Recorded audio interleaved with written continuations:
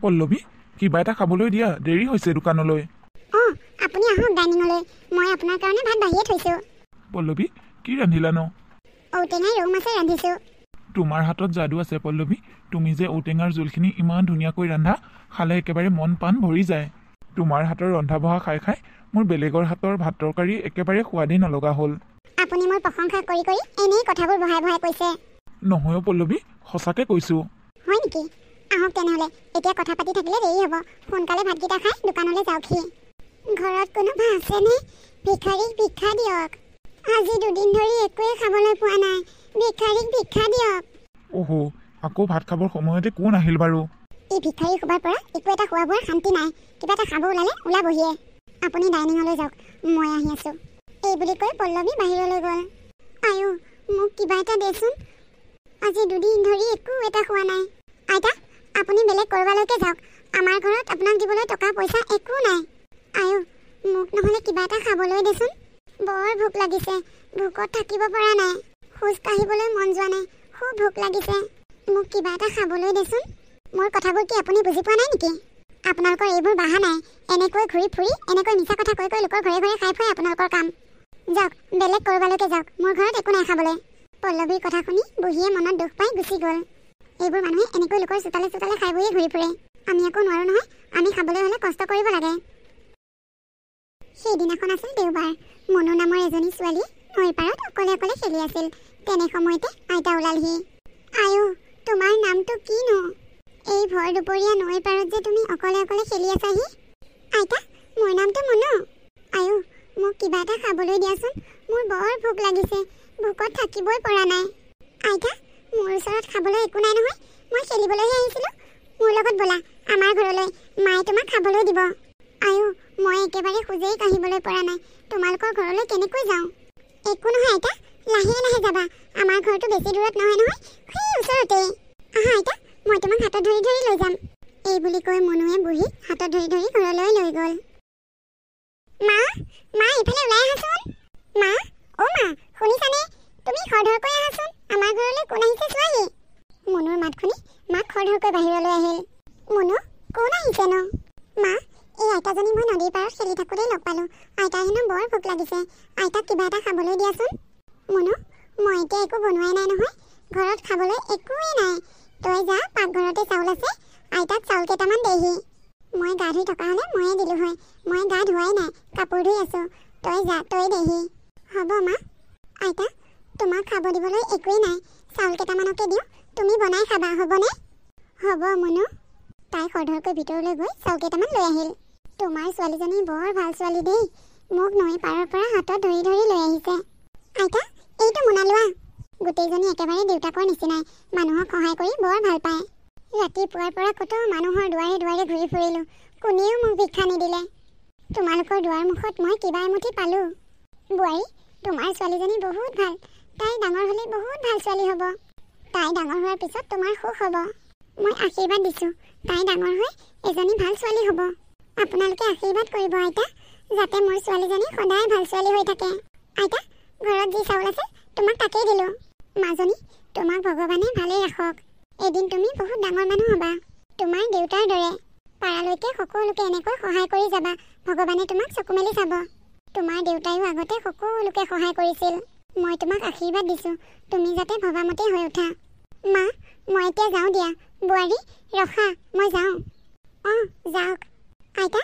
তোমাক আগুৱাই দি থৈ আহিব লাগিব নেকি নেলাগেও মা মই পাৰিম এই বুলি কৈ বুঢ়ীজনী গুচি গ'ল মনু এতিয়া আৰু খেলিবলৈ নাযাবা ভিতৰলৈ যোৱা মই গাটো ধুই আহোঁগৈ হ'ব মা মনুৰ মাকে গা ধুই ভিতৰলৈ আহি চাই যে ভাত বনাবলৈ চাউল এটাও নাই ঘৰত যিমানখিনি চাউল আছিল তাই গোটেইখিনি চাউল বুঢ়ীজনীক দি পঠিয়ালে মা মোৰ বহুত ভোক লাগিছে মোক কিবা এটা খাবলৈ দিয়াচোন ভাত আছেনে মা মনু ঘৰত দেখোন খাবলৈ একোৱেই নাই ভাত বনাবলৈ চাইছোঁ চাউলো এটাও নাই তই গোটেই চাউলকেইটা দেখোন আইতাজনীকেই দি পঠিয়ালি মা মোৰ ভোক লগা নাই নহয় মই তোমাক এনেহে কৈছোঁ মই জানো মাজনী তোৰ ভোক লাগিছেনে নাই মই তোৰ মা তোৰ কেতিয়া ভোক লাগে কেতিয়া কি হয় মই সকলোবোৰ জানো তই ৰ মই কিবা এটা তোৰ কাৰণে যোগাৰ কৰিব পাৰোঁ নেকি চাওঁ মা তুমি মোক লৈ চিন্তা কৰিব নালাগে মোৰ ভোক লগা নাই মই তোমাক এনেই জমনিহে কৰিছিলোঁ মা তোমাৰ খং উঠিছে নেকি মই আইতাজনীক চাউলকেইটা দি পঠিওৱাৰ কাৰণে নাই মা কিয় খং উঠিব এনেকৈ দান দিব পাৰিলে ভালহে। কোনোবাই যদি খাবলৈ নাপায় ভোকে পিয়াহে আহি দৰ্জা মুখত আহি কিবা এটা বিচাৰিহি দিব লাগে। দিব পাৰিলে বহুত ভাল। জানা মাজনী, তোমাৰ দেউতা থাকোঁতে যদি কোনোবাই এনেকৈ খাবলৈ নাপায় দৰ্জা মুখত থিয় হৈ আহি ঘৰত যি থাকে তোমাৰ দেউতায়ো সকলোবোৰ এনেকৈ উলিয়াই দিছিল। কিন্তু কি হ'ব, ভগৱানে তোমাৰ দেউতাকে কাঢ়ি লৈ গ'ল। এতিয়া ময়েই লোকৰ দুৱাৰ মুখে বিচাৰি ফুৰিবলগীয়া হৈছে। মা, তুমি কান্দিছা কিয়? নেকান্দিবা। মা, মই ডাঙৰ হোৱাৰ পিছত তোমাক মই একো কষ্ট পাবলৈ নিদিওঁ। জানো মা, তোমাৰ বাহিৰে আৰু মোৰ কোনো নাই। তুমি মোক কষ্ট পাবলৈ নিদিয়া, মই ভালদৰে জানো। এতিয়া আৰু নাকান্দিবা মা, কান্দা বন্ধ কৰা। মা, সকলোৱে কয় আমাৰ দেউতা হেনো বহুত ভাল মানুহ আছিল আৰু সকলোকে সহায় কৰে। দেউতাইনো সকলোকে কি সহায় কৰে মা? মোৰ দেখোন একোৱেই মনত নাই। আৰু মই যেতিয়াৰ পৰা জানিছোঁ তেতিয়াৰ পৰা আমাৰ এই ঘৰটোৰ বাহিৰে আৰু একোৱেই নাই দেখোন। দেউতাই মানুহক কেনেকৈ কি কৰি সহায় কৰে মা? মই দেখোন একোৱেই বুজি পোৱা নাই। মোৰ মাথাই একো ঢুকিয়েই পোৱা নাই। আৰু দেউতাই যদি সকলোকে সহায় কৰি ফুৰে, আমাৰ কাৰণে একো কিয় থৈ নগ'ল দেউতাই? তেনেকৈ নক'বা মাজনী। দেউতাই বহুত কিবা কিবি থৈ গৈছিল আমাৰ কাৰণে, কিন্তু কিছুমান লোভী মানুহে সেইবোৰ আমাৰ হৈ থাকিবলৈ নিদিলে। দেউতা থাকোঁতে আমাৰ অৱস্থা পাতি বহুত ভাল আছিল। সেইকাৰণে দেউতাই সকলোকে সহায় কৰিব পাৰে। ভাল আছিল মানে কেনেকুৱা ভাল আছিল মা?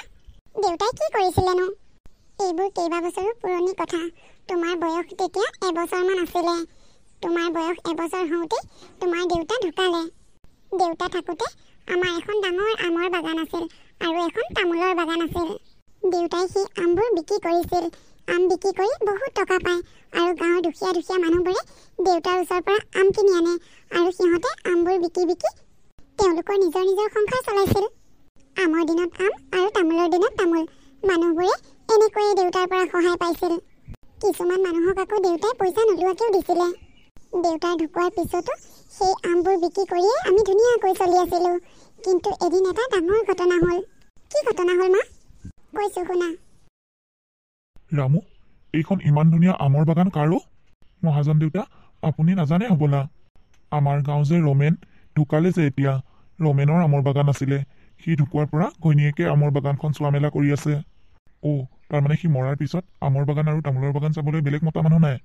নাই মহাজন দেউতা। তই এটা কাম কৰ, এই আমৰ বাগানখন আৰু তামোলৰ বাগানখন মোক লাগিব যিকোনো উপায়েৰে। মহাজন দেউতা, পদুমীয়ে আমৰ বাগান আৰু তামোলৰ বাগানখন বিক্ৰী নকৰিব চাগে। গিৰিয়েক মৰাৰ পৰা তাই এই বাগান দুখনকে লৈ ঘৰখন চলাই আছে। মই সেইবোৰ একো নাজানো। মই কৈছোঁ এই বাগান দুখন মোক লাগিব মানে লাগিবই। ব'ল, তই মোক এতিয়াই তাইৰ ঘৰলৈ লৈ ব'ল। আহক। পদুমী, পদুমী, ওলাই আহাচোন। আপোনালোক মহাজন দেউতা কিয় আহিলে বাৰু আজি আমাৰ ঘৰলৈ? তোমাৰ ওচৰলৈ বৰ ডাঙৰ কথা এটা লৈ আহিলোঁ। কথাটো তোমাৰ ওচৰত কোৱা উচিত নে অনুচিত মই নাজানো, কিন্তু নকলেওতো নহ'ব। কি মহাজন দেউতা, কওকচোন। ৰমেন মৰাৰ আগতে মোৰ পৰা বহুত টকা আনিছিল। সি টকাবোৰ মোক ঘূৰাই দিবই নেপালে, ঘপককৈ ঢুকাই থাকিল। এতিয়া তোমাৰ আগত কথাবোৰ ক'বলৈও ভাল লগা নাই, কিন্তু নকলেওতো মোৰ ইমানবোৰ টকা মই এনেই খেদিব নোৱাৰোঁ। কিন্তু মহাজন দেউতা, এওঁ দেখোন টকা লোৱা কথা মোক একোৱেই কোৱা নাছিল। নেজানো সি বা কিয় ঘৰত নকলে। তোমালোকৰ যে সেই আম বাগানখন লৈছিলা, তেতিয়াই লৈছিলে মোৰ পৰা সি টকা সুদলৈ। সি থাকোঁতে মোক সুদবোৰ দি আছিল। সি নোহোৱাৰ পৰা এতিয়া সুদে মূলে বহুত টকা হৈছেগৈ। কিন্তু মহাজন দেউতা, এওঁ আপোনাৰ পৰা কিমান টকা সুদলৈ আনিছিল? কিমান আনিছিল মানে তোমাক কি বুলি কওঁ এতিয়া, ক'বলৈ ৰাস্তাই নাই দেখোন। কিমান আনিছিল কওক, পাৰিলে মই লাহে লাহে ধাৰ মাৰি দিম। সি প্ৰথমতে মোৰ পৰা আনোতে 2 লাখ টকা আনিছিল, কিন্তু এতিয়া সি মৰাৰ পৰা সুদ নিদিওঁতে প্ৰায় 3 লাখ মানেই টকা হ'লগৈ। হে ভগৱান, ইমানবোৰ টকা! সেইকাৰণে কৈছোঁ এইবোৰ কথা তুমি জানিবই নালাগে। কিন্তু ইমানবোৰ টকা ধাৰ মৰাটো দেখোন বৰ ডাঙৰ কথা হ'ব। মই জানো ইমানবোৰ টকা তুমি মোক ধাৰ মাৰি শেষ কৰিব নোৱাৰা। সেইকাৰণে মই নিজেই এটা সিদ্ধান্ত লৈছোঁ। কি সিদ্ধান্ত মহাজন দেউতা? তোমালোকৰ সেই আমৰ বাগানখন আৰু তামোলৰ বাগানখন মোৰ নামত লিখি দিব লাগিব। কি?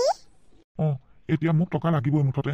ইমান দিন বাট চালোঁ আৰু মোৰ ইমানবোৰ টকা মই পানীত পেলাব নোৱাৰোঁ নহয়। আমৰ বাগানখন তামোলৰ বাগানখন আপোনাক যদি দি দিওঁ, আমি কেনেকৈ চলিম? কেনেকৈ চলা মই কি জানো। মহাজন দেউতা, আপুনি কথাবোৰ এবাৰ ভালদৰে ভাবি চাওকচোন। আপুনি যদি বাগানখন লৈ লয়, আমাৰ চলাত বৰ অসুবিধা হ'ব।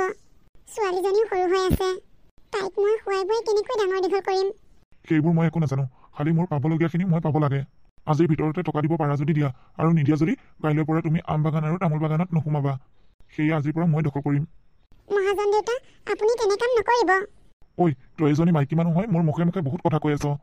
এতিয়া আম বাগান আৰু তামোল বাগানৰ কথাই কৈছোঁ, আৰু যদি বেছি কথা কৈ থাক এই ঘৰৰ ভেটি মাটি মোৰ নামত কৰি ল'ম।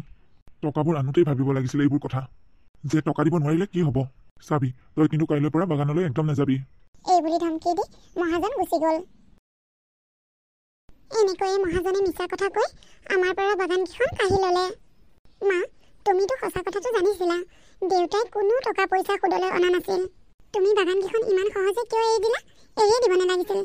সেই সময়ত মোৰ হৈ মাত মতা কোনো মানুহ নাছিল। আৰু মহাজন ইমান বৈজ্ঞাত মানুহ আছিল যে গাঁৱৰ দুখীয়া দুখীয়া মানুহবোৰক সি সুবিধা লৈ লৈ মাটি বাৰীবোৰ তাৰ নামত কাঢ়ি লৈছিল। হয় নেকি মা? মহাজন ইমান বৈজ্ঞাত মানুহ আছিল। তুমি চিন্তা নকৰিবা মা, মহাজনক ভগৱানে শাস্তি দিব। সেয়ে চোৱাচোন, কথা পাতি থাকোঁতে তোমাৰ যে ভোক লাগিছে মই পাহৰিলোৱে। ৰ'বা, মই দোকানৰ পৰা তোমাৰ কাৰণে কিবা এটা লৈ আহোঁগৈ খাবলৈ। মা, তোমাৰ হাতত পইচা আছে জানো? 20 টকা এটা আছে। হ'ব দিয়া মা, তুমি তাৰে 10 টকাহে খৰচ কৰিবা আৰু 10 টকা ঘূৰাই লৈ আহিবা। দুদিনৰ পিছৰ কথা। মা, অ' মা, উঠা। আজি ইমান দেৰিলৈকে শুই আছানে? আজি তোমাতকৈ মইহে সোনকালে উঠিলোঁ। মা, উঠা আকৌ। মা, অ' মা গাটো দেখোন বৰ তাপ। মাৰ জ্বৰ উঠিছে নেকি? মা, তোমাৰ জ্বৰ উঠিছে নেকি? মাজনী, মোৰ বৰ জ্বৰ উঠিছে। মোৰতো একেবাৰে খুব বিষাইছে। মা, তুমি অকণমান সময় ৰখা, মই ডক্টৰ মাতি আনোগৈ। পইচা নহ'লে ডক্টৰে নেচায়ো মা। ডক্টৰ আহিলে পইচা লাগিব। তেনেহ'লে এতিয়া কি কৰোঁ মা? পইচা ক'ত পাম? তুমি যোৱা, পল্লৱী খুৰীক ক'বা মায়ে পইচা কেইটামান ধাৰলৈ বিচাৰিছে। মা গাটো বেয়া যে, মায়ে ভাল হ'লে পইচাকেইটা ধাৰ মাৰি দিব। হ'ব মা, মই এতিয়া আহিমগৈ ৰ'বা। খুৰী, মায়ে মোক আপোনাৰ ওচৰলৈ পঠিয়াইছিল। কিয় পঠিয়াইছে? খুৰী, মাৰ গাটো বৰ বেয়া, খুব জ্বৰ উঠিছে। মায়ে পইচা কেইটামান ধাৰলৈ বিচাৰিছে। মাৰ অসুখ ভাল হোৱাৰ পিছত মায়ে আপোনাক ধাৰ মাৰি দিব। তোৰ মাৰ গা বেয়া, মই কি কৰিব লাগে? দেউতাৰে মৰা নিচিনাকৈ যদি মায়েও মৰি থাকে, টকাবোৰ ধাৰে দিমেই জানিবা, পিছত কেনেকৈ উভতাই পাম? খুৰী, তুমি কিয় ইমান বেয়া কথা কৈছা? মোৰ মা কেতিয়াও মৰিব নোৱাৰে। তুমি মোক খালি পইচা কেইটামান দিয়া, মই ধুমাধুম ডক্টৰ মাতি লৈ যাওঁ মাৰ চিকিৎসা কৰিবলৈ। আই ঐ দেহি, এনেকৈ টকা বিচাৰিছে, মই যেন একেবাৰে সিহঁতৰ ধাৰহে খাই আছোঁ। মোৰ কি টকাৰ গছ আছে নেকি বিচাৰিলে তহঁতক দিবলৈ? ভালে ভালে ইয়াৰ পৰা যা।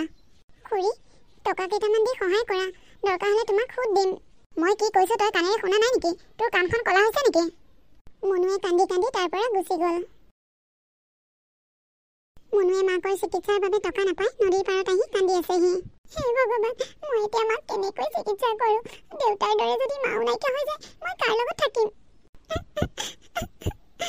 মুনু, মাজনী তুমি ইয়াত কিয় কান্দি আছাহি? আইতা, মোৰ মাৰ অসুখ হৈছে। মাক চিকিৎসা কৰিবলৈ মোৰ হাতত পইচা নাই। মা যদি কিবা এটা হৈ যায়, মই কাৰ লগত থাকিম আইতা? মানুহক পইচা ধাৰলৈ খুজিলেও কোনেও নিদিয়ে। হয় নেকি? মই আকৌ তোমাৰ ওচৰলৈ সহায় এটা বিচাৰিহে আহিছিলোঁ। তুমিয়ে বিপদত পৰিছা যেতিয়া, হ'ব দিয়া, মোকনো কেনেকৈ সহায় কৰিবা? কি বিপদত পৰিছা আইতা? কোৱা, মই তোমাক সহায় কৰিম দিয়া। মুনু, এই মোনাটো অকণমান সময় তুমি চাই থাকিব লাগে। মই সাউতকৈ মন্দিৰৰ পৰা আহোঁগৈ বুলি ভাবিছোঁ। হ'ব দিয়া আইতা, তুমি খালি বেছি দেৰি নকৰিবা। মই আকৌ ঘৰলৈ যাবগৈ লাগিব। মা অসুখ হৈ আছে নহয়, মা শুই আছে। হ'ব দিয়া, মই যাম আৰু আহিম। মোনাটো কাকো চুবলৈ নিদিবা দেই, তুমি ভালদৰে ৰাখিবা। হ'ব আইতা। আইতাকে মোনাটো চাই থাকিবলৈ দিয়াৰ বাবে মুনুৱে গোটেই দিনটো মোনাটোৱে ৰখীয়া হৈ থাকিল। বুঢ়ী যি গ'ল আৰু উভতিয়ে নাহিল। আইতাই কিয় ইমান দেৰি কৰিলে বাৰু? মই কৈছোঁৱে মাৰ অসুখ হৈ আছে, অকণমান সোনকালে অহা হ'লে। ক'ৰ মন্দিৰত গৈছে বাৰু? ময়ে যাওঁ ৰচোন, মন্দিৰৰ পৰা আহোঁগৈ। কিজানি আইতাক মন্দিৰতে পাওঁ। মোনাটো ইমান গধুৰ, আইতাইনো কি ভৰাই লৈ ফুৰিছে এসোপা? পূজাৰী দেউতা, মন্দিৰত আইতা এগৰাকী আছে নেকি? নাই দেখোন। ৰাতিপুৱা আহিছিল পূজাৰী দেউতা। আজি ৰাতিপুৱাৰ পৰা দেখোন মন্দিৰলৈ কোনো অহাই নাই। আপুনি ইয়াতে আছিল নে পূজাৰী দেউতা? মাজনী, মই ইয়াতে আছিলোঁ। কিয়? আইতা এগৰাকীয়ে মন্দিৰলৈ আহোঁ বুলি কৈ এই মোনাটো মোক চাই থাকিবলৈ দিছিল। চাওঁতে চাওঁতে আবেলিয়ে হ'লহি। ঘৰত ইফালে মাৰ অসুখ, বিচনাত পৰি আছে। এই মোনাটো ৰখীয়া হৈ থাকোঁতে সন্ধিয়াই হ'ল। মায়ে চিন্তা কৰি আছে চাগে ঘৰত। মই সোনকালে যাবগৈ লাগে মোনাটো দি থৈ। মোনাটোত কি আছেনো? নাজানো নহয়। আইতাজনীয়ে কৈছে মোনাটো কাকো খুলিবলৈ নিদিবা। সেইকাৰণে মই মোনাটো কাকো খুলিবলৈও দিয়া নাই আৰু মই নিজেও খোলা নাই। খালি মোনাটো চাইহে আছোঁ। মাজনী, তুমিয়ে খুলি পেলাই চোৱাচোন মোনাটোত কি আছেনো। আইতাই যদি বেয়া পায় তেতিয়া?